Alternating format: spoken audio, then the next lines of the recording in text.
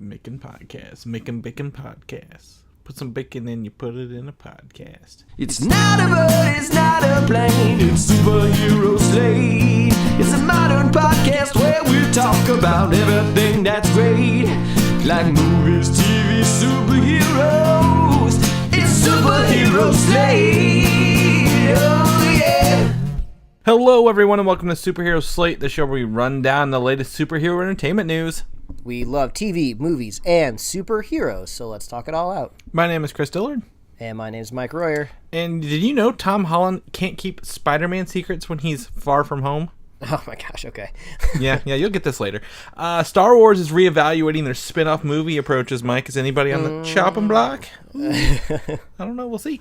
Will the DC universe be more than just a streaming service? Is the Nope, that's question. exactly what it's going to be. It's probably going to be just that, nothing else, and more, Mike. Yeah, I'm almost okay with that. Like I've never been like so excited to subscribe to something because I just want to watch these shows just because that's how I'm rolling with the DC universe right now. The one time you want DC to shut up and take your money. I know, is it's their so streaming weird. service, yeah. Well, like, I kind of wanted to go back and rewatch Young Justice because that third season's coming out. But since they've pulled it from the other streaming services, I don't have a chance to catch up before the new season comes out. But the thing is, like, I'm such a sucker for hype. So, like, when the third season drops, which I would assume it's going to drop with the streaming service because that was, like, one of the first things launched. Like, it's going to be right there in front of me available. And all I'm going to want to do is click play. But, like, in my mind's eye, I just want to rewatch and, like, catch up. I'm having the same problem with Arrested Development right now. Like, they have that remix season that they did. They have the new season. And we're just, like, I don't want to say slogging through the old episodes because they're all amazing. But it's just kind of like I got to work my way up. There's so much work and effort you have to put into being a good TV watcher nowadays. Exactly. And we'll talk about this later because, I mean, Netflix is, like, just dropping stuff left and right. And you're like, well, what do you watch? Like, you got to set aside some time and make sure, your life isn't going to hell in a handbasket and just watch it. So, totally.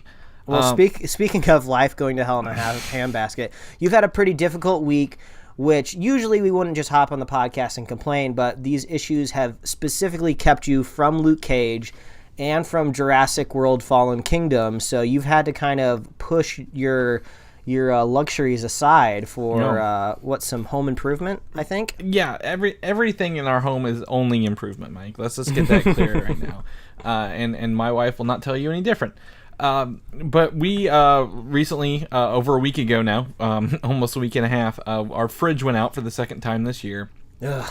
Come to find out, home warranties suck ass. Don't recommend any of them because they kept wanting us to pay for the same issue for a tech to come out. I'm like, if this was a TV, they just send me a new one. Like we would just replace this immediately or give me some credit somewhere. So my wife and I bought a new fridge and stove because you got to get them to match. Can't not have matching appliances, Mike. You'll find that out later.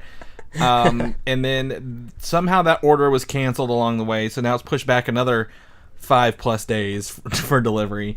So we decided we're just going to redo the whole kitchen while we're at it. And between Friday and Saturday and other days this week, I have taken down all our cabinets off the wall. Oh my gosh, this reminds me of like one of the best cold openings of a television show ever, which I don't know. Have you seen Malcolm in the Middle before? Yeah, I don't know exactly what you're referencing. But I've seen the show. There's an amazing cold opening where Hal is tasked with, I believe it's just changing a light bulb, and there's this ridiculous chain of events that happens where he tries to change a light bulb, but then like a drawer breaks, and the drawer breaks, and then it like messes with the kitchen table. Then he has to fix the kitchen table, which messes with the fridge, and then so on and so forth. And it gets to a point where like the wife comes home and she's like, Hal, you were supposed to change the light bulb. And he's like under the car fixing the transmission. And he's just like, what do you think I'm doing? And it's like one of the best cold openings of all time. You should go watch it. You'll sympathize with it. I definitely probably will. One of my friends, Andrew, said it's kind of like that book, If You Give a Mouse a Muffin kind of thing. And like, what's the next thing you're going to, like, if you buy a new fridge, you're going to have to buy a stove to go with it. And if that stove doesn't fit, you're going to have to fix the cabinets. And it's just a downhill thing. To anyone who does this, like, we're trying to do this ourselves. I am not a handyman by any means, so been learning a lot as I go, and how junky the people did in our house putting it together. So hopefully it comes back then. Big shout to my wife though. She is sanding all our original cabinets so we can repaint them the color we want. without having to spend thousands of dollars on new cabinets. So that is the hidden task that all DIY projects seem to have, where it's just like, oh, this will be easy, just buy a little bit of paint or buy a little bit of varnish or whatever. And it's just like, oh, you left out the crucial step where you're sanding things for an entire weekend. Yeah, that's insane. Yeah, so we've been living out of a mini fridge. Our kitchen, the cabinets are down. Everything is strewn across the kitchen into the living room and into the garage. So, are the pop vinyls okay? Did you have to move them? No. Basement's totally fine. Basement's totally off limits. It's kind of a sanctuary right now. That's why I'm down here. And so I mean, between that and some stressful work days we talked about earlier, I have not got to sit down and do anything I really wanted, except sit here and talk to you, Mike. I really want to. I'm glad we were able to cut out the time to do this podcast, but no Jurassic World: Fallen Kingdom, no Luke Cage either. But I mean, we did bring up. It's on our notes. I'm going to actually add this in here. Is the AMC MoviePass kind of goes through. I may end up watching Jurassic Fallen Kingdom sooner than later, but that's my weekend in a nutshell. I'm still kind of frazzled from it, but loving every minute of it. Mike, how was your weekend? Got any good news for us? Well, before we dive into the notes, I can give a show recommendation that's kind of outside the scope of what we usually talk about on Superhero Slate. My wife and I dug into an Amazon Prime show called The Marvelous Miss Maisel, which just has one season right now. It's been renewed for a second and a third. Second one drops, I think, later this year. But it's this hilarious show based in the 50s, kind of think Mad Men era. Actually, there's a good chance that they could be reusing some of Mad Men's sets. But it's about this 50s kind of housewife that kind of falls into like a career of like stand-up comedy, and it's really funny, and there's actually some legit historical comedians that take place in the show. So it's a really great show. It's hilarious. The characters talk like a mile a minute, so it's really snappy. It's kind of one of those like comedy dramedy, so there's a little drama, a little comedy, but it's great. It's funny, and it's only 8 episodes, and there's a good chance that if you have Amazon Prime, you're probably not using Amazon Prime Video, because I know me and my wife aren't. We just kind of sometimes remember that we can watch video with it, not just get 2-day shipping. So if you want to get a little bit more use out of the Amazon Prime Video, go watch The Marvelous Miss Maisel. Highly recommend. I think I also found out this weekend that Amazon Prime Video does contain some HBO shows you can watch for free. Well. I wouldn't be surprised. They kind of do the Hulu method where you can kind of do bolt-on services too. So maybe they do the free HBO shows to get you to like incentivize and bolt on free HBO through Amazon. Yeah, I mean, I thought that was really cool. But that's right. Amazon also has The Tick, which we've talked about before. If you want to watch it, and other shows. So that's a good recommendation, Mike. Thank you for that. I do appreciate it. No worries. I know you don't have any time to watch it. So. Yeah, I've got a lot of other stuff to catch up on, and a lot of people are disappointed I haven't. But we're making progress. We're making progress. But we're not here to talk about my kitchen renovation. That's a whole different podcast we'll have to do later. But Mike, I need another recommendation, or not recommendation. You got to see Jurassic World: Fallen Kingdom this weekend, and I have not. So I would like your spoiler-free thoughts on this movie, because I've tried to avoid any and all reviews. So coming from you, this is going to mean a lot if I really want to or don't want to see this. So I've said before on the show that the Jurassic World movies are now, to me, my Fast and the Furious franchise. I can't get on board with the fandom for that racing car movie like a lot of other people have been able to do. I just can't let all of my defenses down and enjoy that movie. But with Jurassic Park, it's a little bit easier because at least I'm getting these fantasy elements of these dinosaurs. So given that, I went into this movie with very low expectations, just like I did with Jurassic World, because how do you even ever compare to the original Jurassic Park, which is just a gem. Like, not only is it like a great movie, but it still holds up to the test of time with like visual effects, and it's just this great combination of like thriller and scary and horror and like awesome dinosaur. Yeah, it's just so perfect. It's like one of the few perfect movies out there for what it is. So yeah, I went into this with extremely low expectations, and I had a pretty good time. You know, me and my wife, you know, we'd lean over to each other every once in a while and make jokes. Like, there'd be some obvious moments where they'd introduce a new character and they were nice, and you'd go, oh no, that's totally a bad guy, and we would just like tell each other like, oh yeah, he's gonna get eaten by a dinosaur later. And so it was funny to see those those plot points transpire. But I really like, there's a lot of really cool set pieces in this movie. From the trailers, you know that there's a set piece with a volcano and dinosaurs running away from it. I thought that was really cool. There's some really awesome moments in the movie. So, I mean, if you just go in just knowing that this is just literally like the definition of like a popcorn movie, you're going to have a good time. You just can't think too hard about it. I'm not saying like you have to be dumb or stupid to enjoy it. You kind of just have to dial down the brain a little bit. I've seen some people like really ripping the movie apart, but I'm just kind of thinking, why even take the time to rip the movie apart? You kind of already know what you're getting since we've already had the previous Jurassic World movie. So yeah, I would recommend go seeing it because there's some fun stuff in there.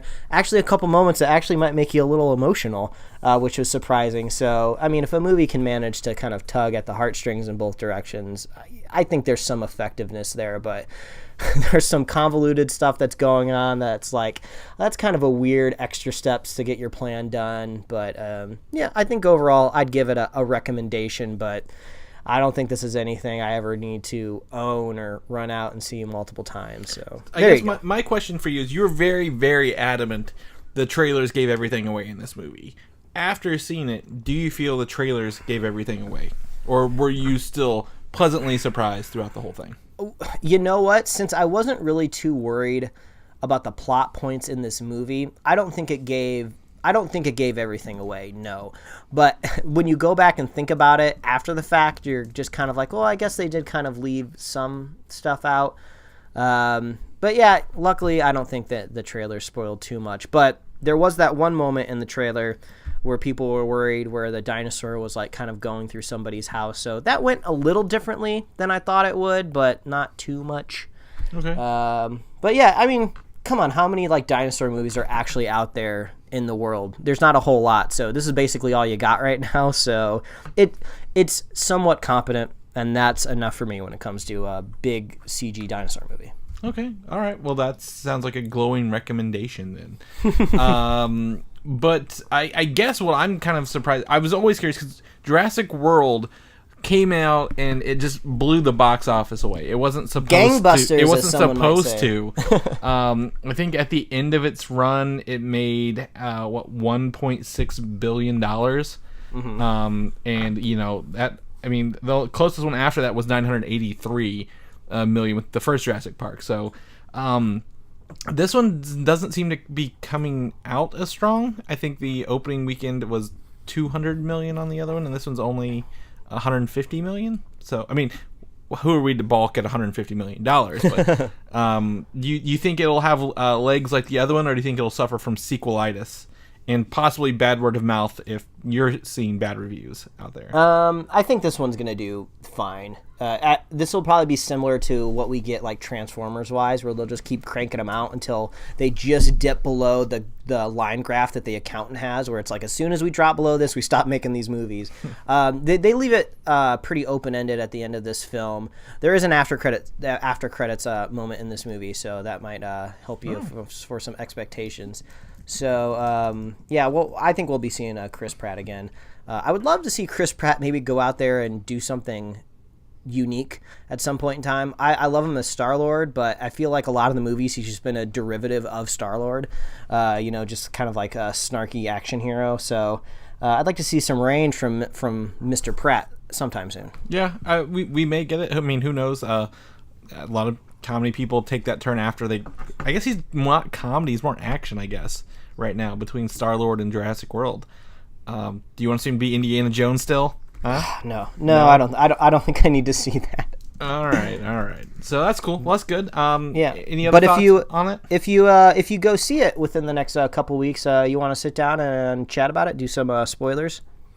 Yeah, I'll try to. I mean, I'm going to try to, Mike. We'll see. We'll All see right. I'm just not as excited for this. I don't know if it's just life in general getting me down this week, Mike, because or what. But like, I'm just like, I don't know. I'm not as excited for this one, but maybe it's just because I feel the Lost World over again. I mean, and I don't want you to tell me any different, but it feels like the Lost World all over again. So maybe I was just trying to shamelessly plug. Make sure you're subscribed to the Superhero Slate podcast, and that review will pop up in your feed whenever we get around to doing it. Fine. subscribe to us. We will do it. And actually, that's fun because I've been playing with new features in the podcast, Mike. You know this. In my spare time, I've been adding new things to it. So in the next couple months, you're going to see some cool features pop out of our podcast, and I'm really excited for those. But maybe if I do see it this week, I'll be going on the AMC A-List ticket, or whatever this is called. This popped up earlier this week. AMC is promoting a MoviePass-like subscription service that might launch this week or next. And I am very interested in this, more so than MoviePass, Mike, because MoviePass keeps messing up and making bad mistakes. Yeah. So, what do you think of this? What do you think of this A-List thing? Well, so give me the deets here real quick. What exactly does it do? Okay, for $20 a month, you can go watch 3 movies a week at any AMC theater. That does include IMAX, 3D, and any other upscale charges that are in any AMC theater. That's rad. You can also pick your seats at least ahead of time. You don't have to go in the theater to do it, since this is all from an app as well. So you can choose your seats and then show up to the movie. You can actually watch all 3 movies in one day if you want to, with like a little buffer time in between each movie. Which, if you're into that, that's cool. And to me, this is cool because I'm an AMC Stubs member. It ties into Stubs as well. So like you'll get free upgrades on concessions, and we know how expensive those can get. And then for every $1 you spend there, you'll get points back to spend it at the AMC theater as well. So for like more tickets or stuff like that. What I think is great about this is, this is going to sound super nerdy, but this is like totally exactly competition of the economy like working. If MoviePass didn't exist, if it didn't come out last year or make a big wave last year and make all of these movie theaters worried, AMC never would have done this. Like they just would have continued pressing on, getting people doing one-off tickets, maybe doing some fancy app stuff, and maybe making the Stub stuff get you maybe 50 more cents off popcorn. We never would have seen a subscription-based service. So it's awesome out there to see competition kind of driving this kind of stuff. So, I know out here in LA, this is like a no-brainer for people, because like an IMAX movie ticket at like a AMC movie theater is like $19, I think maybe 50 cents or something. So you're already almost paying for itself just with one movie in one given month. So, and I like the idea that you can pick your seats ahead of time. I would like to know more about the inner machinations of how ahead you can buy tickets, because 90% of the movies I see in theaters, we are buying them the second that the tickets are ready to buy. So, we're getting our Thursday night seats. Let me go ahead and stop you there. I've gone to their website, and at the very bottom, which is not a very good place, but you can make free online reservations as soon as the ticket becomes available. Oh, okay. Even for the biggest blockbuster on opening night. There are no blackout dates at all. So I'm curious what happens if you reserve a seat and then maybe don't show up to it. Is there any way to undo it? Because it seems like there's going to be nothing stopping people from just reserving seats no matter what. So maybe this might be a little detrimental to people that don't have it, because you're going to have lots of competition with people that just, could casually open an app and be like, boop, boop, I want those seats. Don't have to pay for them because I'm already paying for the subscription. Maybe I'll go, maybe I won't go. I can always go the next day if I don't see it, because, maybe this person doesn't usually see 3 movies a week. So, but that's no different than if it's available online, anyone who can buy it or has this can get it. So it's all about who's anxious enough to get the seat. So yeah, I guess you can only buy one ticket per app, so like per account. Oh. So it's not like you're buying all the seats. So that's true. You'll have to. I go to the movies with my wife, so I guess we'd both have to have a subscription, so that'd be $40 a month for our household. But for us, this probably is not going to be a thing, because the theaters that are closest and most convenient to us aren't AMC's. So I think Cinemark has some sort of movie club that they came out with, but this totally destroys what they offer. I think Cinemark, it's like 1 movie a week, maybe. I think it's actually might even be worse than that. So maybe this will force them to like step their game up. Yeah, Cinemark, I think if the information is like $9 a month, and you get a ticket a month. That's it's abysmal. So I could see that being bolstered. So yeah, it all depends on what theaters you go to, and I think each theater chain's probably gonna start opening up their own subscription fee, so you're gonna have to pick a side in the end of this. This just basically, it seems like a no-brainer if your theater is an AMC theater. Like, why wouldn't you have this? And that's exactly where I go, so this is perfect for our household. I think you can also I think you can buy a secondary ticket like with it, like you pay full price for that secondary ticket when you use your free one, because there's no online fees, which is like the worst. I hate online fees. Oh like, yeah, that's right. Oh no, what would be amazing with this? This would be the coup de grace for me. Something that would make me go out of my way to an AMC theater. So if all of a sudden your movie going experience and the where you sit is being tied to a profile account, it would be absolutely amazing if you could review the people that you sat near. So if the person that I sat next to, hopefully they also were like a movie club member or whatever this is called, and they were on their phone the whole time or they were talking, it would be so cool if after the movie came out, I could tap on that seat and rate that person. And if they were like rated low enough, like maybe theoretically, I don't know if they'd be able to be kicked off the app, but like what if you could see like when you're reserving seats, like, well, I'm not going to reserve that seat because that person's reviewed very low. I don't want to sit next to them. That would be so cool. Like, that's what I want. That's the one thing, like, if MoviePass did that somehow, oh, man, that would be amazing. I want people reviewed. I want people held accountable for their shitty behavior in the theater. So I'm looking forward to that, Chris. That's my future at the movies. Yeah, well, we'll cross that bridge when we get there for sure. But until then, I really, if your theater's in AMC, the A-List might be for you. I'm already a Stubs member. So, and that's pretty much the only theater we go to. So this looks like it might be a must-have for at least one of us in our house, and see about if we can buy more tickets in the app. I'm really interested to see that. But it should be out, more information the 26th, Mike, so it looks like only 2 more days into this. Ooh, so. All right, man. Let me know how it goes. Yeah, I definitely will. You can also see the same movie multiple times, which was a jab at MoviePass, who stopped people from seeing the same movie multiple times. In surprising news this weekend, Mike, Tom Holland has quote-unquote leaked the title of Spider-Man's second movie in the MCU. Thanks, Tom Holland, but also this is totally throwing off my record for predicting things. You didn't have a record to begin with. So it was slightly. I had a little bit of a record.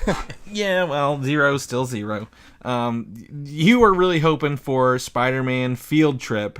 Instead, we get Spider-Man Far From Home. Yeah, so it looks like what happened is he showed up on Instagram and showed off a screenshot of what was his iPad that had like the first cover of the script, maybe?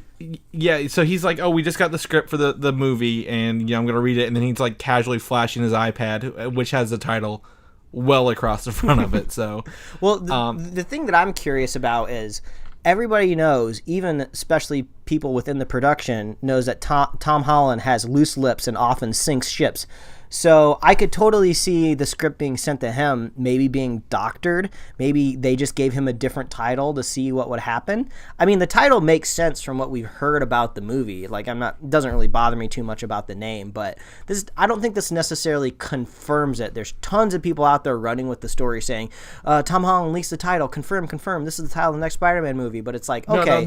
So I think you're missing the whole point. He was literally at a Comic-Con, Ace Con, and was about to go on stage with Kevin Smith, where they did confirm that was the title. This was all just a big marketing ploy. Oh, like, it was? There's no accident here. This was on purpose. No, Tom Holland, you're messing with my mind.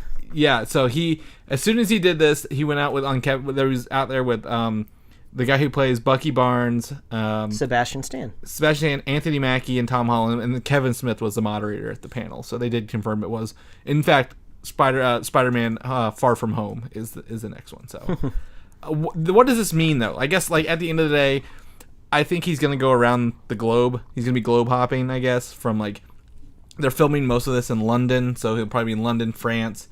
I think they went ahead and confirmed Jake Gyllenhaal as Mysterio as well. So I'm really interested. I'm happy we get Mysterio. I'm really interested in what this goes on. The other thing is, at the end of Infinity War, do you think he'll be crossing multiple dimensions? Yeah, that's the big kind of hanging chad, big question out there, because you brought up a great point the other week on the podcast is, how do you market this movie? Like, we have to resolve what happens in the next Avengers before we kind of really set up what's going up with Spider-Man. The easiest cop-out to do is to just set the movie before Avengers Infinity War. And like we said, maybe he shows up on that bus at the very end of the next Spider-Man movie. But I feel like that's not really continuing on the universe. That's kind of what we like about the MCU, that we get to keep the story moving. And they've already said before that the next Spider-Man movie will deal with the ramifications. So Yeah, I'm really curious what's going to happen because we haven't really seen any ramifications yet. I mean, we know Ant-Man and the Wasp is coming out, but that's set before, so we're not going to see anything there. All the Netflix shows are just not dealing with it, so I assume you put that in a timeline before Thanos snaps his finger. I know that there's some other Marvel properties out there, but none of them are really dealing with it, so I think this one has to. It's somehow. Yeah, and I think, again, we talked about the TV shows can't do it because of their production schedules. It's just, I mean, you can't tell them, hey, Thanos is going to kill half the people a year ago when they were making the show. So, that bars that, and I just don't know where they're going to, we don't know, and I want to know, Mike. I really want to know. So it sounds like we might not for a little bit, but, at least we know the Spider-Man title will be Far From Home, so we can stop predicting that. And that's, I mean, I'm surprised we have the Spider-Man 2 title before we have Avengers 4 title, which is out several months before. Yeah. So you said the next Spider-Man Homecoming is supposed to be slotted for July, right? Next year? Yeah, I believe so. Yeah, I think it's July 4th weekend. Man, yeah. I'm wondering how they're going to market this movie. It's going to be so curious. Yeah. Yeah, and we don't have to say Homecoming 2 anymore. We can say Far From Home. Yeah, there we go. I like that. There we go. So, or just Spider-Man 2. I like Spider-Man 2. It's easier. So, there we go. Got that confirmed right here. Silk. Are you familiar with the character Silk? I am now. Yes. So, in one of those rare bouts of me and Mike frantically researching the internet this week, Sony has, it is reported one of Sony's next projects it's in development is a character called Silk. Mm-hmm.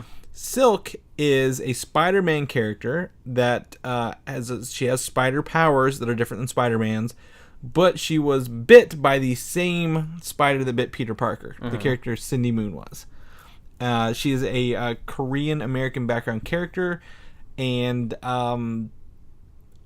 honestly, this is probably more exciting than Venom, I think. Well, there's not a whole lot out there about Cindy Moon and the character. As far as I could tell, the character was relatively new. Her comic book run, I think, is only a few issues in. I don't know if they stopped it or they're going to pick it up or the character just got folded into another story. But when I was out there doing all my research, there's not a whole lot of Cindy Moon out there, so there's a lot there still to develop.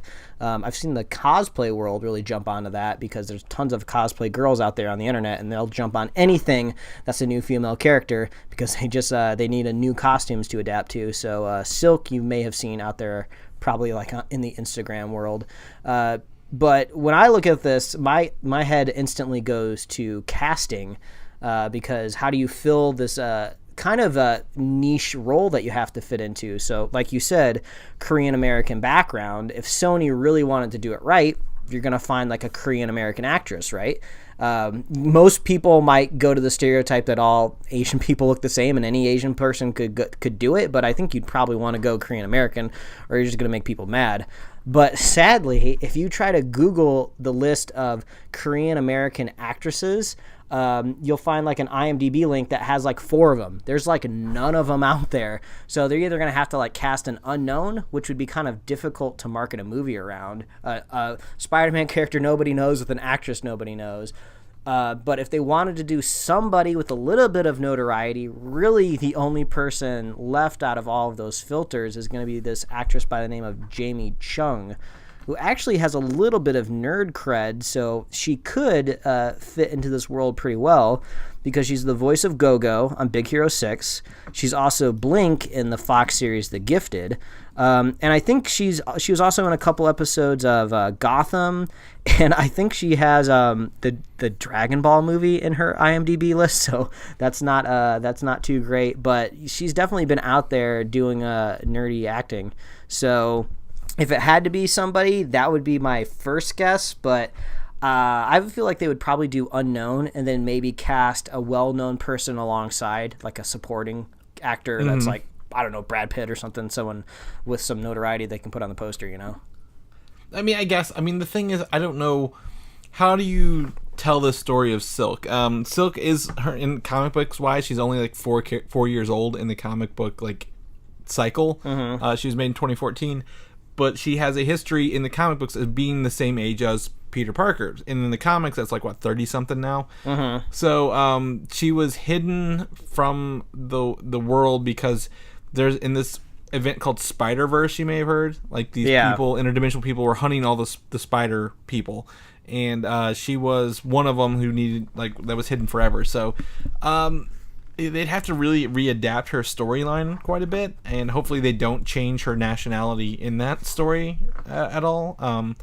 But I don't know where they would go with it, but it's interesting because she is one of the few characters in the Marvel Comics who has organic web shooters still, which was a big contention for most people in the original Spider-Man trilogy. Yeah, this announcement kind of points me in two different directions. Where first of all, it seems like Sony desperately wants some sort of spider person analog, and usually the closest analogs would be female. You got Spider-Woman out there, Spider-Gwen, Silk. I think there's another female. Isn't there another female spider? Is there a Spider-Girl?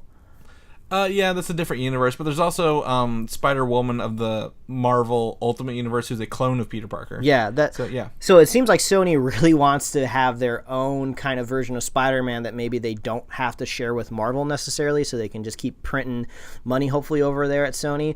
But, I've noticed we've seen a lot of announcements out of Sony that there's a good chance that this movie might not go anywhere. But if you just look at the qualifications of the announcements, we've seen the Silver and Black movie hinted at. We've already seen Spider-Gwen pop up in the animated Spider-Man movie, Spider-Verse, that's coming out. If we're seeing Silk being touted, Sony hasn't yet breathed a word of Spider-Woman, which to me seems like the most logical place to go. So it makes me think that Marvel has dibs on Spider-Woman, and they might be really heavily developing the character already. So I would just start to assume that we're going to be seeing Spider-Woman developed in the MCU, because that seems like a no-brainer. Sony should have gone that direction first, and if they didn't, it makes me think Marvel's got dibs. I would not be surprised. We've talked about Spider-Woman possibly being in this as like a spy in Spider-Man Far From Home. But what if maybe they introduce Silk as the analog instead? Since it'd be the same age as Peter Parker, maybe they, instead of Spider-Woman, they introduce Silk in Far From Home, and then she gets her spin-off movie later from Sony. I mean, I guess it could be possible. This kind of Sony fractured universe, I'm really curious where it's going to go, because the first real dipping our toe into it is going to be Venom.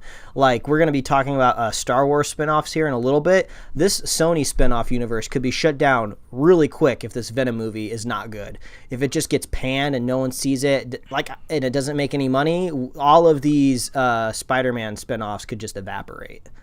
Well, I mean, since this is not officially from Sony, this is just, news reports, and it's early development, it could get canned well before any of this. They could just we're working on, I don't know, Silk. Silver and Black was canned, or not canned, but sent back essentially to the drawing board the week before filming was supposed to start. They've also talked about Morbius and Night Watch that might be in development. So I think they're probably waiting on Venom. I think before they even announce anything officially, they'll be like, we'll see what Venom does, and then jump off from there. Yeah. Because they got to build a lot of faith back up in their live action stuff. As Mike's already bought his ticket to Into the Spider-Verse. Oh, it's going to be so good. So we just got to wait on Venom to see what that does. Mm-hmm. So, I mean, that's my thoughts. I think, but do you think having a Spider-Man-less Spider-Verse is beneficial for Sony, or do you just think they're just saying we're working on it so they can continue to have rights to all these characters? I mean, it's factually beneficial for Sony if they make the movies good. You just got to let Kevin Feige get in there and tool with your scripts. We need like a clone of Kevin Feige. We need to clone Feige, send him to Sony, Spider-Man style. We can put a Scarlet Spider logo on him, and I think they just give the Spider-Man rights back to Marvel. Yeah, that would be cleaner. I agree. That would probably take a lot less time and money. Just work on that.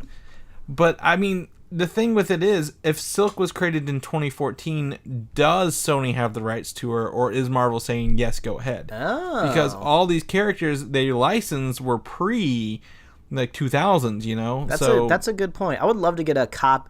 I'm saying this. I would love to get a copy of their legal agreement, but at the same time, I'd probably read it and not understand any of it because I can't speak legalese. I'd be like, what am I even reading? Yeah, well, maybe some anonymous source will write to us and tell us we're wrong or right. Yeah, so let us know. We'll take a look at that. If you know Silk, she's credited for Into the Spider-Verse. If not, you can do a Google. You'll find out very quickly.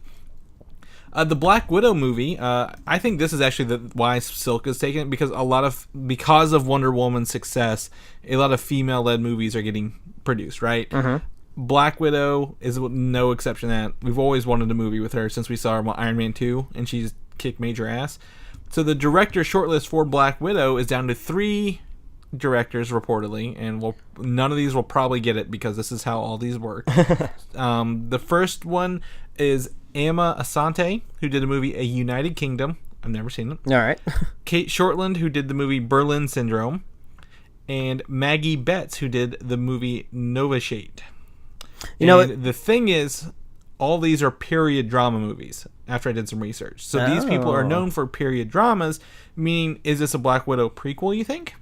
I mean, that could be a possibility. This kind of reminds me of, I feel like we haven't had a news story like this in a while, because I feel like Marvel has stirred up a lot of directors for its movies. So we really haven't had a chance to have the director talk in a bit. But it seems like it always goes the same way. The finalist is always these directors we've never heard of before, because that's kind of how Marvel likes to do their business. That's like the secret sauce. That's their magic formula. So who knows? It's hard to look at this and go, oh, it's just a coincidence. But yeah, if all of these women all have period piece movies under their belt, I would want a Black Widow movie, I think, to be in the future, not in the present day. I don't really want to go into the past, but maybe there'll be some flashback components that could maybe organically work in there. But yeah, I just want to keep pressing forward. I don't really care about her Red Sparrow past. Yeah, well, I think what I would like to see is something from her past coming back to haunt her in the present. Yeah, like Winter Soldier type thing, yeah. So, like, she's dealing with stuff maybe when she was in, like, the early 90s or, like, Cold War era, communist era, missions, and, she killed the wrong person, or, someone's out for revenge, and they're coming after her very, very heavily, and now she has to deal with that. So if they're known for period dramas, that would be a benefit to have that. Like, yes, we know how to tie these timelines together. So, I don't know any of these people, but I'm very happy to know they're working very, very intently on a Black Widow movie for all of us to enjoy. Yeah, it's safe to say that once they do direct and release a Black Widow movie, we will know them for sure. Yeah, unless Black Widow dies in the Avengers movies, and then it will be an old yeah. So I don't know. Ant-Man and the Wasp tickets are on sale, Mike. Mm-hmm. You can get them. You can get them right now. I bought mine before I even got the announcement because I was just happened to think of it that morning. And I'm like, you know what? I bet they're on sale. They were. So get your Ant-Man and Wasp tickets. Pro level scalping there. Good job. I'm not scalping the tickets. I'm not selling them. What are you talking about? You can use your You can't use your MoviePass, but you might use your A-List from AMC to get these early. But I do have things. There are 2 confirmed after credit scenes, Mike. 2. We've been fooled before by only having 1 or like 7, like Guardians 3 did, or 2 did. So they confirmed 2 after credit scenes. I'm hoping the title of Avengers 4 is one of them. I don't think we would have known by now if it was. I think someone would have leaked that very heavily. But the first reactions for the movie are also hitting the internet. So if you want to go in clean, you got to start putting the blinders on. Oh, man. If you see Ant-Man or Wasp and it's not related to bug spray, you just got to not click on it. So I'm very excited to see this movie. I'm really anticipating to see some of the action scenes and how all that plays out. And I don't know. I want to know what goes on. I mean, one of the things we talked about earlier is, they're not showing off the original Wasp at all in any of this footage. So how does she play into this movie in the large part? So I'm excited to see where that comes in. So you getting your tickets yet? You waiting? I got to get them soon. Just got to figure out when I'm going to be available to see the movie. But got to see it, man. Got to see how if they reveal that Avengers title. Is that weird that that's the exciting thing I am going into the movie? Like, just waiting for the after credit scene. Reveal this title already. Yeah, they probably won't. I mean, at this rate, they probably won't. But we can hope. we can really hope. Mm-hmm. But no Saturday mornings, right? Just gonna avoid Saturday mornings like the plague. So. Luke Cage dropped this week as well. I have not seen any of this, Mike. Season 2 is debuted on Netflix. I have read a couple things. I have to say, from what I have read, I'm very excited to see Danny Rand show up in this. Oh, okay. I'm not telling you why. I'm not telling you anything beyond that, but I am very excited. And when have I ever said I'm excited for Iron Fist? Never. Never. So, but you have seen an episode. Yes, or more. Yes, it's been a very busy weekend, but I did manage to watch the first episode. And like we do on this show a lot, usually we like to give people, out there and us some time to actually digest all 13 episodes. That's a lot to watch, so we're going to do our best to watch all of it this week. And make sure you're subscribed and tune in next week, and we're going to talk about the whole season. We're going to spoil it and everything, so you'll see that pop up in your feed, a nice Luke Cage Season 2 review. But I got a chance to see the first episode, and it feels nice. It feels nice to be watching Mike Coulter on the screen again. He's just so infectious and just like oozes cool and just slickness. And I don't remember if he specifically had done this in The Defenders or any of the episodes he's been in before. But I love it when he just slaps people around. Since he's so strong, he can just like slap them on the head, and that's like basically a normal person knocking them out. So I love watching them play with his strength. His character seems to be evolving a little bit, wink wink, so I'm waiting to see what exactly is causing that. And then in the first episode, you're kind of just getting introduced to the villain Bushmaster, so there's still a lot left out there to learn, but I just kind of forgot, since it's been so long since I've seen Luke Cage, just how just cool and effortless he is when he's on screen. So I've been really digging it so far, but I'm only one episode in, so I'm actually wearing my Luke Cage shirt right now. I wore it out to breakfast this morning, so I think this is just a surefire sign that I'm going to be watching more today. There you go. That's it. Mike says watch it, at least episode 1. So probably all 13 of them. He dabs in it. He dabs in the first episode. I don't know if that's cool anymore. I don't know if it's cringy that Luke Cage did a dab. Well, you saying that makes me cringe. I'm kind of scared now. Actually, I'm starting to backpedal. I'm watching this. But if anybody can do it and make it look cool, maybe he's the only one left on the planet that can do it. Or maybe he officially retired the dab after doing it. Like he's the last one that's allowed to do it. He's just closing it. So I guess look out for the Luke Cage dab in episode 1. Oh, great! Now you ruined the whole surprise. So sweet Christmas. Disney news on that front, we are always anticipated. Is Comcast going to get Fox? Is Disney going to get Fox? Disney have outbid Comcast with a massive $71.3 billion offer in stocks and cash. Cha-ching. I also found out the original $51 billion offer Disney made is valued at 55 by the time they offered this. So it's actually, they've increased value with little effort over like a couple weeks. Crazy how this works. I think one thing that does make me a little worried that I didn't even consider and think about this, and it gets a little political, so I guess it just depends on what your opinions are about the country out there, but I heard that this is the option for shareholders, so you can either choose to take a cash buyout or choose to take stock. Now, since Rupert Murdoch owns Fox, and a lot of people out there are being really vocal about protesting his news outlet, there's a chance that he could be a very large majority owner of Disney if he takes the Disney shares.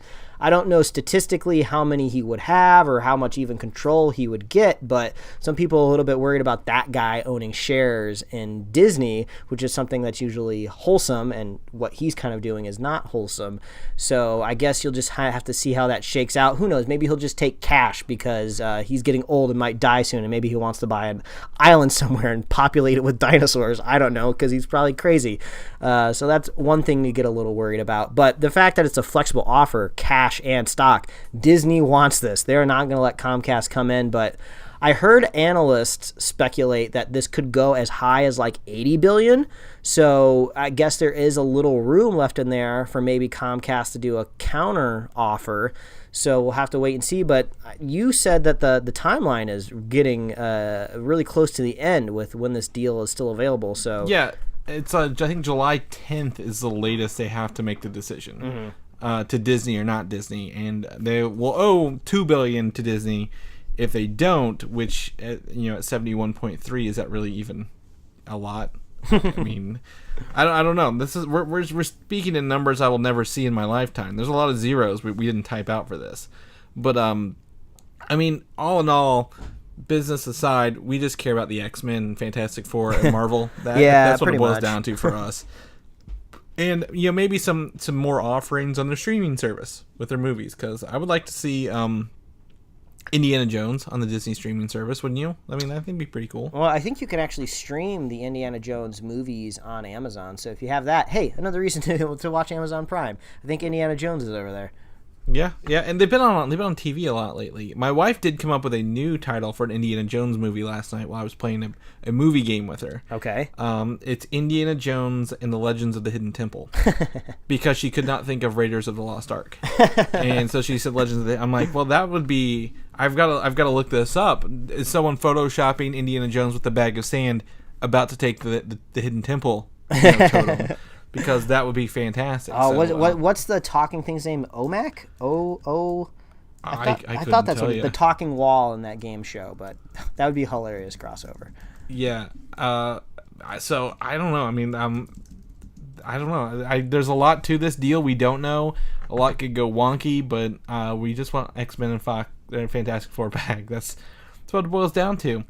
Also at Disney, John Lasseter, who is being kicked out of Pixar at the end of this year, will be replaced by Peter Docter and Jennifer Lee. Docter was with Inside Out, and Jennifer Lee, I think, is with Frozen. I think they were on Frozen. Yeah, so. Yeah. I heard Jennifer Lee is going to be helming the Disney animation side of things, and then Pete Docter will be propping up Pixar, and he's been there forever, doing lots of good things. So this is definitely good news. And then also, when I was reading about it, it seems like they're going to kind of synergize with each other. These two heads of the studios are going to kind of work in tandem to make sure that like Disney and Pixar are like cranking out the best animated movies possible. So yeah, this is all good news. Awesome.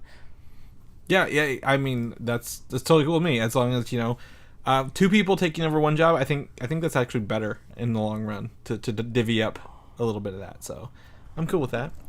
Star Wars news, Mike. There have been some reports earlier that Star Wars were not going to make any more spin-off movies, and they were stopping all that, blah blah blah. And Lucasfilm came out and was like, "No, stop it. We're still making these." So the thing is, the spin-offs are still in development. Every movie studio has tons of movies in development we don't know about. The ones we report on are probably the bigger name ones. But nothing has slowed down on this regard. They're still developing these shows or movies, but they're reevaluating the marketing plans and the budgeting for future films because of how Solo, A Star Wars Story, kind of didn't do what they wanted at the box office. Mm-hmm. Their marketing plan was their own fault. They should not have put that movie out in May, because that only left them 2 months after getting done with the movie to market it, mm-hmm. because they were still filming early this year, and they went way over budget because they had to reshoot everything with the Phil Lord, Chris Miller that they did. They had to reshoot everything again, so that kind of has probably left a bad taste in their mouth. So they're probably looking at like, hey, let's lower the budget on these movies. Let's fix the marketing plan so we don't have 2 months to market a movie. And also, I think they said, I don't know how official it is, they're not hiring any more young gun directors who are up and coming. I think they've kicked that idea to the curb after firing I've seen a lot of discussions. Three of them. Yeah, I've seen a lot of discussions out there about how Kathleen Kennedy, if you don't know out there, is basically the Kevin Feige of Star Wars. So she's been in the Hollywood industry for a really long time. So some people out there thinks that she's a pro and she can handle it, and some people out there think she's a little not washed up, but maybe she should move on to other things. Who knows exactly what's going to happen? I am kind of curious what a middle budget Star Wars movie looks like, and also I'd like to see more middle budget movies kind of come back anyway, because it seems like you either kind of got these low budget indie movies that get popular, gain some traction, and show up in the big screen, or you got these giant mammoth movies. You don't really have a whole lot of $70-80 million movies anymore. So yeah, I'd be kind of curious what a Star Wars movie like that would look like, how it will kind of make the story have to be a little bit more creative, since maybe they wouldn't be able to blow it all on CG set pieces every 20 seconds. Yeah, and it would focus them to work on story and doing it right the first time, because they don't have the budget to do reshoots and redo the whole movie if they wanted to. But I'm okay with this. I'm not I'm not too worried about Star Wars spin-off movies. I mean, the only one we really care about is our next bit of news, Mike, and that's the Obi-Wan spin-off movie that we really all want. I found out the director who was in talks to do this, Stephen Daldry, had left the project 6 months ago, well before Han Solo was out. So it's directorless, but not really even officially announced. But they're aiming for a release on the Disney streaming service to gain interest when it launches. Oh, okay. So like a big pow to the face to Netflix. Like, oh, well, we're putting our Obi-Wan movie exclusively on our streaming service. Come subscribe and watch the Obi-Wan movie. I mean, that would be pretty crazy. I wonder, that I would think would have to be lower budget. I mean, or maybe not. It's Disney. Maybe they just upfront load their streaming service with all this premium content and then maybe don't expect all of these big budget movies to land at Disney moving forward. They just want to get their subscriber base up at the very beginning. Yeah. But there's one thing that's kind of been bugging me this week, slightly on topic with Star Wars. I've heard some people out there kind of being Star Wars apologists in the way of saying there's a Star Wars out there for everybody and we should just all be happy that, at least there's a movie out there you can watch and enjoy. Maybe don't be so critical of the movie just because you don't like the Star Wars movie. And I feel like that's kind of like a cop-out, especially when you're dealing with a continuation of a story. I could well, go ahead. This sounds exactly the opposite of what you said about Jurassic World earlier. I just want to throw that out there. Well, no, the Jurassic World, I think, has gone off the rails a little bit too much. Star Wars, even at its worst, has at least remained on the tracks.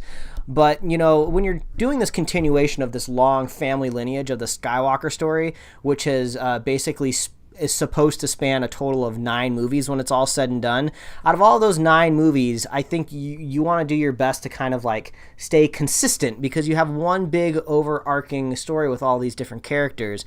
Saying, oh, there's a Star Wars movie for everybody. I think that might be more of the case in a couple years when we have all these different creators making all of these different Star Wars movies. But just feel like these are people trying to apologize for The Last Jedi. Like, either say you like the movie or you didn't like the movie. You don't have to come up with all these weird excuses for it. But I don't know, that's just a weird little rant. Well, I don't know. I mean, that sounds exactly what everyone says about the prequels, though. Like, you either love them or hate them. Like, there's you're either young and love the prequels or you're old and love the originals. I mean, I think that's always been a thing with Star Wars, because you can't take how many years, like 15 on the first one, 10 on the second one, between releasing movies and expect a consistent story, because there's just so many going on. Even George Lucas didn't do a lot on the first trilogy, but he did the first 3, but he did a lot on the prequels, and now he has nothing on. I don't know. I see what you're saying, but I don't think I agree with it. So there's just a lot of Star Wars out there, but like there's a Star Wars movie for you, Mike. It's okay. Oh, no. I would expect you like Rogue One. It's all right. I'm gonna predict and expect more Last Jedi conversations popping up in the show in the next couple weeks, because it's gonna be dropping on Netflix soon, and that's probably gonna be a good way for me to dive back into it. And also, when something becomes available on Netflix, it becomes available to a lot more people out there, and all of a sudden it pops back up in the zeitgeist again. People are gonna be reviewing it, chatting about it in the comment sections of various websites. So I think we'll be talking about it here in a little bit. Maybe we'll do like a little redo of the movie, because we had opinions on the movie when it came out, but we've sat with it for a while now. So I'd like to see maybe like a version 2, what it's like when we revisit it. Yeah, I own it. I watch it anytime I want to, Mike. I don't have to wait for Netflix. Well, look at you, fancy man. Yeah. But speaking of Disney streaming service, DC Universe is coming out this year more so than next year, Mike. And we're ready for a DC streaming service. And the newest information for the DC Universe is that it's a hub for all things DC. That's what I'm expecting.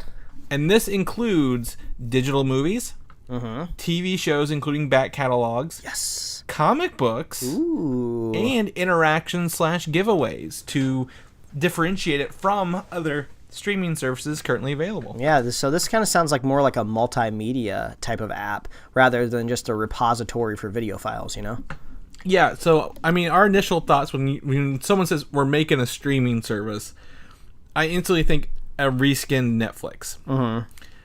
This sounds like they're like, well, we already have all these digital things. Let's combine them together and make a one-stop shop where you go and choose your tab and then choose your movies, shows, comic books. Interactions and giveaways is probably the thing that's got me most interested, because Netflix doesn't interact with you. You just consume it. Hulu is the same way. Amazon is the same way. So with them giving things away on this and being interactive with the people there, that's really got me interested. It's like, is this a good thing, or is this going to get old really fast?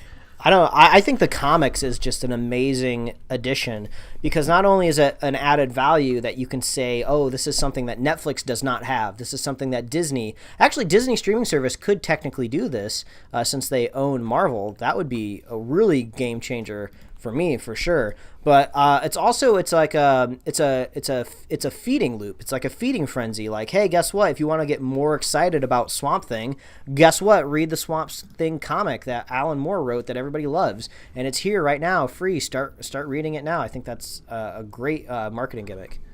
No, yeah, I mean that's probably the most exciting part of this, is what I would say. Is the comics is definitely a huge part, but yeah, everything about this, like, even if it was just movies and TV shows, I'm fine with it. The other stuff is added value, and might drive the price up to maybe closer to $10, Mike, than we thought we would. We thought it'd be probably closer to $5, but if they're doing comic books as well, that might be a $10 thing. Could be possible, yeah. Yeah, if they're adding more to it, might as well. I'm okay with that. But on the streaming service, you get to see the premiere of Doom Patrol, a spin-off show coming out of Titans, which will debut on the streaming service as well. In news I would like to think that you're excited about here, Kelsey Grammer is being eyed for the lead role in the show, Dr. Niles Calder, or the Chief. I didn't you're a Frasier guy, so... Oh, man, I am a Frasier guy, but it's funny that you said Dr. Niles, because his brother in Frasier is Dr. Niles Crane, so that's pretty hilarious. But yeah, Kelsey Grammer is a treasure. I love that guy. He has one of my favorite cameos in one of my favorite shows of all time, 30 Rock, where he does like an impromptu live performance of like Lincoln for a bunch of people on the show. It's just hilarious. So yeah, Kelsey Grammer's a big win, but also I think a lot of actors are starting to take this kind of streaming service more seriously, because I just saw a trailer with Kelsey Grammer, supposed to be in a Netflix original movie coming out soon with I forgot her name, but it doesn't matter. Kelsey Grammer's in the movie, so he's leaning all into streaming, it looks like. Mm-hmm. And this is not his first foray into superheroes. He notably played Beast in X-Men 3 and Days of Future Past, and has also been in Transformers, one of them. I forget, the one with the dinosaurs in it. So, he's no stranger to powers and strange, weird things going on in the world. So, I thought it was really cool. Swamp Thing also has some big news here. James Wan, director of Aquaman and I think big producer on this, will co-direct the pilot of Swamp Thing with Darren Serafian, I believe it is, who's known for working on shows Buffy, House, and Fringe. So 20 years of plus experience with Darren there and James Wan working together to make the Swamp Thing pilot work, because I think that's probably going to be the thing that sells the show. Yeah, is the pilot for this. Yeah, and that's not a big surprise to me. Usually when a TV show attaches like a famous executive producer like a J.J. Abrams or like an M. Night Shyamalan or something like that, usually their kind of hands are in pretty deep for the premiere. Joss Whedon, I believe, directed the first episode of Agents of S.H.I.E.L.D., and then after that just decided to cash checks and not have to show up again. So that's usually how it goes. So, cool. Yeah, that's good news. The Swamp Thing show sounds like it's going to be awesome. Yeah, it's moving right along, if you will. Wonder Woman 84, we showed some new images of that last week, which was really cool. What we know now, the first footage may debut at San Diego Comic-Con with Gal Gadot showing up there. Oh, not surprised at all. Warner Brothers is going to go all out, and they're going to be a monster force at the convention since Marvel's not showing up. The TV side and comic books are going to be there, so that's still going to be cool. But yeah, they're going to have Aquaman there, Wonder Woman. They're going to be dropping probably all of this DC stuff. I wouldn't be surprised if they're not going to be sponsoring most of the collectible bags that you get. If you've never been to a big comic book convention before, like San Diego Comic-Con, when you get your badge and you sign in and check in, they give you like a cool little tote bag where you can put all of your merch and cool swag that you get inside of there. And they're always like branded with like the next big show coming out in the fall. But I'm sure Warner Brothers is going to own all of that real estate. And yeah, I'm definitely expecting to see a big presence of Warner Brothers next month. Yeah, especially with Wonder Woman 2 or Wonder Woman 84 filming right now. I mean, they will have footage for us there very easily. They show off a lot. We're only like a month away too. Comic-Con is, I believe, four more weeks. What really is going to be hard before this movie comes out in 2019 is making all the. I didn't see the other 82 Wonder Woman movies. Like, I didn't see Wonder Woman 2 or 83. How am I going to be able to catch up with 84? Okay, Dad. Yeah, it's going to be a long year of these jokes, Mike. So just buckle in and get ready for it. All right. The other thing that might be dropping at San Diego Comic-Con is Henry Cavill has been told to clear a schedule to come to San Diego Comic-Con's panel this year. And if Superman's there, he's got one of two things to do. One is maybe he's in that upcoming Shazam movie. Oh, yeah, because that's going to be dropping. Yep, that's April, so we'll probably have a trailer there. Or he's going to unveil the next movie in the series for DC is Man of Steel 2. Man, that's going to be a big barometer for me when it comes to the trust and the execution of the future of the DCEU. I mean, Superman, he is the foundation. He is the supporting beam of the house that should be a DC property. I mean, right now it's Wonder Woman, which is great, but everybody knows that Superman is like the original kind of superhero that everybody knows and loves. He's the Boy Scout, the do-gooder, the man that's the strongest, can punch anybody in the face. But if they can somehow make a Man of Steel movie work, I think we could bring trust back. Because even if Aquaman's good, I still feel like I can't trust a universe where they can't make a good Superman movie, Well, I think Superman has only been dictated by Zack Snyder thus far. Mm-hmm. And as long as they don't say Zack Snyder's producing, writing, or directing this movie, I think it's okay. That's because every other thing has been around Zack Snyder and I think the best time we had with Superman was the Joss Whedon scenes in Justice League. So if they can keep going with that, I think positive feedback from that is going to say they're going to keep going with it. But Henry Cavill does not have any upcoming movies in his production schedule right now. So if he doesn't have that, they're waiting to announce the movie next month. Then it can kick off production right away. I think he's even been working out. If you look at his Instagram posts, so I think he's getting back in Superman shape. He's perpetually jacked, man. Yeah. Well, I mean, he had a couple months. He could have a couple cheat days in there, a couple extra donuts or something. So. The other movie they could drop at San Diego Comic-Con is The Flash being, officially confirmed and a date. The rumor right now is to debut this movie in 2020 from co-writer/director John Francis Daly. I think a tweet they said when's his next movie, and the only movie he has on his schedule is The Flash. So there are 2 dates in 2020 that The Flash could be that the DC currently has locked down. They could always add more. But it's February 14th or June 5th. So it's crazy to imagine how long Henry Cavill and Ezra Miller could be benched for. I mean, it's cool, and I hope all of these movies get made, and I hope they're all awesome. But I mean, these are huge movies that really kind of dictate how famous and popular and successful some of these actors are going to be, and they just have to kind of check out and go do other movies for a couple of years. And it must be annoying for them trying to predict the next decade of their life, knowing when is my Flash movie going to get made? I got to do things, I got to go make movies. So it sounds like Warner Brothers has a ton of things that they could show up to Comic-Con with, though. That's right. And the last thing I think they will show up with is probably information on the Batman movie, which I don't think they're going to bring anything to the table about. But this is, again, more speculation on this Batman movie. It's driving me nuts every time. It changes, no matter which way the wind's blowing. It's different news. So the Batman movie will be set in the past, featuring a younger Batman. The option is they can reboot it if they want, or decide if they're going to keep it. They could be oh, well, this was the past. We don't have to use this character again. Or we can bring him forward and tie it into everything and get rid of Ben Affleck if they want to.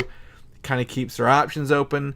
But they want to treat the Batman as a standalone franchise again, because the past 20 25 years were dictated by Batman movies mostly, like for the DC universe. Mm-hmm. So I think they're probably looking at the Batman as being their big money maker again. If but I think Wonder Woman's probably their better choice right now. Yeah, Wonder Woman's really going to be the thing that dictates all of these movies moving forward because it's the only good movie that they've been making. But yeah, what do you do with Batman? It seems like Ben Affleck's really not that engaged in being Batman anymore. It seems like he doesn't like being a part of these movies that aren't very good. I feel like the best way to fix that, Ben Affleck, would be direct and write your own movie because you can do that very, very well, but I guess he doesn't have the time or patience for any of that. So seems like going back in the past and doing a younger Batman might be your only chance. So I guess we are to assume that they would try to cast somebody that kind of looks like a younger Ben Affleck, or do you not have to because they cast Ben Affleck because he kind of looks like Bruce Wayne? So if you cast someone that looks like a younger Bruce Wayne, you should just assume it kind of looks like an older Ben Affleck. I don't really know, but we know the comic series, the Year One comic series, are really popular. So this could be the Batman Year One movie. It could be, or I mean, the worst case scenario here is that they're actually thinking about tying it into the Joaquin Phoenix Joker movie. Oh God. So I think this movie is actually happening. This movie is like mostly pre-production, mostly done. The Batman only has Act 1 turned into the studio right now, which is usually not a good sign if it's that far behind. Not a whole movie. No, not even. Like it's like 10 pages of a movie maybe. But with the Joaquin Phoenix led film, in the Batman could have that option to be in the same universe if they want it to be. This is still very early conversations, but it still is. It is an option at the end of the day. They could do it. They may not do it. I mean, would you want to see this? If it does tie it in, that would probably put the Batman in a different in the Joker in a different universe with titles called just the. I think that would be interesting. Oh, maybe. I mean, I love Joaquin Phoenix, but there's just a desire in me to just have a unified, cognitive DC universe that it doesn't seem like it's going to happen. It sounds like I'm going to be like in my 50s or 60s until everything gets rebooted and they make like a nice, cohesive universe. What if they set these universes apart and then in 5-10 years, once they earn some trust back in some good movies, they do Crisis on Infinite Earths and bring them all together? Well, I mean, that'd be crazy, but then I have to wait 5 or 10 years. I want good movies now. But no, I'm just saying, like, those are the good movies leading up to that. Like, they've been doing good movies until that point, like Avengers did. Like, Avengers 3, I mean, the first Avengers ended with them, you'll be like, hey, we're gonna introduce Thanos. Avengers 3 is when we finally get Thanos. So, I don't care about Darkseid. Darkseid's just going to be like another kind of Thanos. So like, what if their goal was get to these Crisis on Infinite Earths where they can merge everything into one universe? I mean, that would be pretty insane. I mean, that would be like the equivalent of like Marvel making like Secret War. Like making Secret Wars, like by saying, "Whoa, I didn't even think about this." This kind of brings me back around the Marvel. Like, what if they introduced X-Men and the Fantastic Four? But they introduced them almost in the Ultimate Universe, and then there was like some sort of Secret War event. I mean, that might be a little bit too high level outside of a comic book, but I mean, DC, what options do you have left? You might have to do it. Yeah, if as long as we get good movies leading to that point, I think we're fine. I mean, that's what we want. Like, that's what you said. So that could be a way to bring them together into that cohesive universe at the end of the day. The Walking Dead is our last bit of news here, and only because this was a huge deal everywhere, and I'm kind of interested to see how they do it, but Season 9 will see the return of John Bernthal as Shane, who was killed in Season 2. Yeah. You think it's flashbacks? You think, Rick, the character who plays Rick, is supposed to be gone halfway through the season, or only in half of it.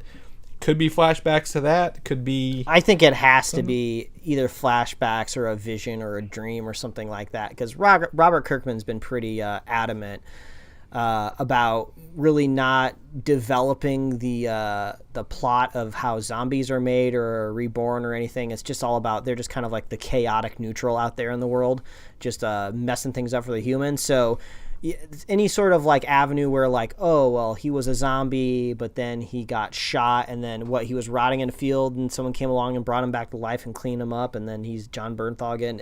I don't think that's possibly going to happen. That'd be way too weird. The show is off the rails already, Mike. I don't know what you're talking about. Like, I don't think they'll zombie him up or bring him back to life. I mean, maybe he's got a twin brother. That's what it is. It's a twin brother scenario. I think it's just that he's more famous now, so bring him back. And then also, if Rick is supposed to be leaving, I mean, his character was really tied to Rick in those first 2 seasons. So I'm really curious how they write Rick out of the show. Is he going to die? Is he just going to walk off into the sunset? I don't really know what's going on there. So we've in this household have kind of checked out of The Walking Dead. We haven't even finished the last season yet. It's just not our show anymore, unfortunately. So I don't really care is the short answer. Well, you always said it was your guilty pleasure show, and that's why I was putting this in here, Mike. I put it in here for you. Oh well, it doesn't even sound like that's even a thing anymore. So nope. The only thing I could think of seeing is Rick, if he maybe stays behind at some sort of like, hey, we've got a good thing going here. I'm just going to stay here and tend to these people and not worry about the journey forward.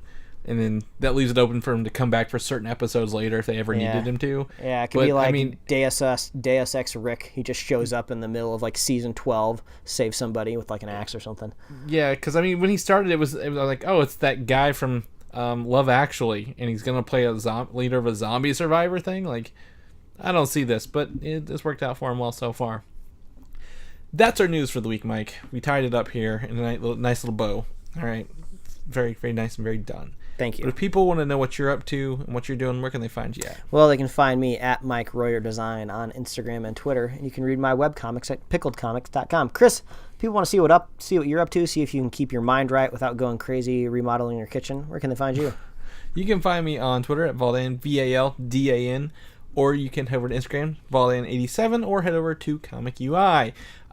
If people want to subscribe and maybe listen to the eventual Jurassic World, The Fallen Kingdom show or anything else that we do, Mike, where can people find us at? There you go, Chris. Plugging it up at the end of the show. Yeah. As always, please visit superheroslate.com. That is the best place to find all the avenues we host our show and to see our show notes. So if you want to check out all the things we talked about, if you want to link to Jamie Chung's IMDb page, the possible Cindy Moon Silk character from Spider-Man, we got that link in our show notes. So you can get that at superheroslate.com. You can find us on Apple Podcasts, YouTube, Google Play Music, SoundCloud, TuneIn, Stitcher. You can like us on Facebook, follow us on Twitter, and follow us on Instagram. And you can get merch at superheroslate.com/store. And actually, I would love to know if anybody listens to the podcast through one of those robots that are invading our home, like Alexa or the HomePod or the Google Home. Because I think you can talk to it and say, like, play Superhero Slate on iTunes, or Ooh. I think if we're on TuneIn, I think you could probably do it on TuneIn too. So yeah, Siri will do it for me. If we were coming out of a robot right now, I would love to know that. So let us know. You can contact us and reach us through our social media accounts there. If you're a fan of the show, we love hearing from you. We'd love reviews on iTunes from you. We'd like comments on our YouTube channel. If you like watching there, any way you like to reach out to us, we love hearing from you. And if you're a super fan of the show, if you like being a super fan, if that moniker gets you up in the morning, all you got to do is share the show with a friend, share the show with a buddy, and we will be here every week. And make sure you're subscribed, and maybe you'll get a Jurassic World 2 spoiler cast at some point in time. But Chris has got to go see it. He's a busy man. I am. I've got to go make sure my kitchen's all in one piece so we can stop eating out and like start cooking again, because that gets old, man. That gets real old. So, all right. Well, I guess we'll catch you guys next week. All right. Adios. Thanks for listening, and don't forget to subscribe. Everybody needs to try shower cheese. String cheese in the shower will change your life. Okay, get out of here.